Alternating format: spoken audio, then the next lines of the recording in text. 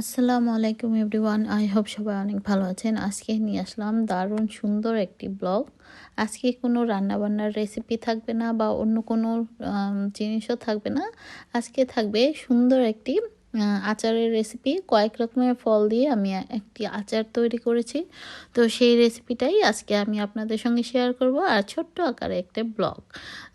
প্রথমেই তো হয়তো দেখতে পেয়েছেন খুব সুন্দর আজকের দিনটা, খুব সুন্দর স্কাইটা দেখতে, তাই আপনাদের সঙ্গে শেয়ার করেছি। তো এখন চলে আসলাম বাকি যে টাইমটায় আমি এই আচারটা তৈরি করেছি। তো ভাবলাম ব্লগটা বড় না করে আজকে আচারের রেসিপিটাই আপনাদের সঙ্গে শেয়ার করি। তো চলুন দেখে নিই। এখানে আমি প্রথমে একটা হাঁড়িতে দিয়ে নিয়েছি সরিষার তেল অল্প করে, তারপর দিয়ে দিলাম জলপাই 2-3টার মতো, তারপর দিয়ে দিলাম আমড়া 4টা, তারপর দিয়ে দিলাম তেঁতুল সামান্য একটু। তো বাকি ফলগুলো আমি একটু পর অ্যাড করব। তো এই তো তেঁতুলটাকে আপনারা চাইলে গুলিয়ে কাট আকারেও দিতে পারেন। তো আমি ভাবলাম যেহেতু এটা আমি পানি ইউজ করব না, তো এভাবেই দিয়ে দিই।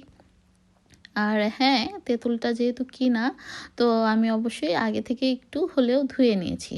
আর এখন যে দেখতে পাচ্ছেন এগুলো হচ্ছে প্লাম, যেগুলো আমরা বাংলাদেশে পোলাও বিরিয়ানিতে অ্যাড করি, যেমন আলু বোখরা নামে আমরা চিনে থাকি। তো সেগুলোই এখানে আমরা ফল আকারে এখানে খেয়ে থাকি। তো এই ফলগুলো অন্য সময় মিষ্টি থাকে।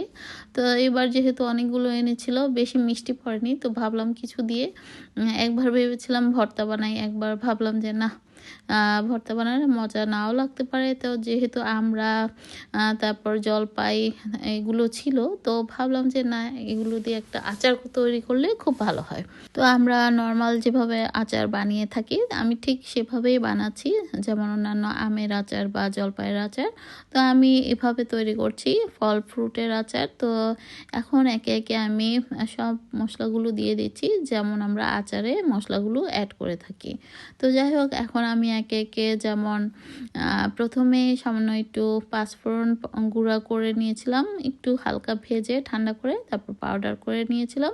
আপনারা চাইলে পাটায়ও বেটে নিতে পারেন। তো সামান্য একটু প্রথমেই দিয়ে দিলাম আরও সঙ্গে আনুষঙ্গিক যেমন মশলাগুলো, যেমন মরিচ গুঁড়ো, তারপরে হলুদ, ধনে, জিরা সামান্য করে, আর দিয়েছিলাম চিলি ফ্লেক্স, দিয়েছি সাধারণ লবণ, তারপর দিয়েছি সামান্য একটু চিনি, দিয়েছি বিট লবণ, সামান্য একটু সিরকা বা ভিনেগার। তো ভিনেগারটা দিলে অনেক দিন যাবত ভালো থাকবে। তো এই আচারটা আপনারা নর্মালে অনেক দিন রেখে খেতে পারবেন। আর যদি মনে করেন যে না, আপনারা ফ্রিজে রেখেও খেতে চান, তাহলে একটা বয়মে ফ্রিজে রেখেও খেতে পারবেন। তো আমার কাছে মনে হলো আর একটু ঝাল লাগবে, তো ঝালের পরিমাণ বুঝে আমি চিলি ফ্লেক্সটা আর একটু অ্যাড করেছি, এবং লবণ এবং মিষ্টিটা আপনারা যে যেমন খেতে চান সেরকম আসলে অ্যাড করে দিতে হবে।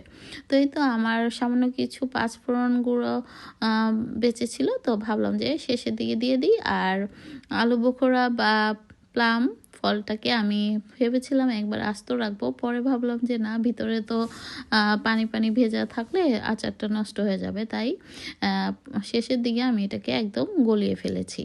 নাড়তে নাড়তে দেখবেন এক পর্যায়ে এরকম গলা গলা হয়ে গেছে, আর এভাবে খেতে কিন্তু খুব টেস্ট হয়।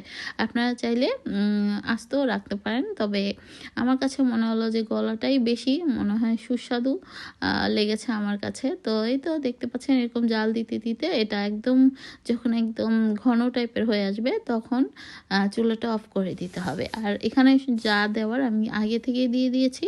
তো সমস্ত কিছু মোটামুটি হয়ে গেছে, আর কিছুক্ষণ রাখলেই আচারটা আমার রেডি হয়ে যাবে। তো খুবই সুস্বাদু হয়েছে, দেখতেও লোভনীয় হয়েছে। হয়তো লাইটের কারণে বোঝা যাচ্ছে কি না জানি না। তো আমি তো প্রথমে বাটিতে নিয়ে একটু খেয়ে দেখেছি, খুব ভালো লেগেছে। তবে আমি আচার বেশি খেতে পারি না, কারণ আমার অ্যাসিডিটি, তারপরেও বানিয়েছি, কেউ যদি আসে বাসায় তখন তাদেরকে দেওয়া যাবে। তো এই তো আচার বানাতে বানাতে সন্ধ্যা হয়ে গেল। তো আর অন্যান্য কিছু দেখানোর সময় পাইনি। তো নামাজ পড়ে নিয়েছি, মানে মাগরিব এশা সমস্ত কিছু পড়ে আমি এখন খাবার খেয়ে একটু টিভি দেখছিলাম। আর এই মুভিটা নতুন আসছে, এবারা মুভিটার নাম। তো ভালোই লেগেছে, শ্রীদেবীর মেয়ে ছিল।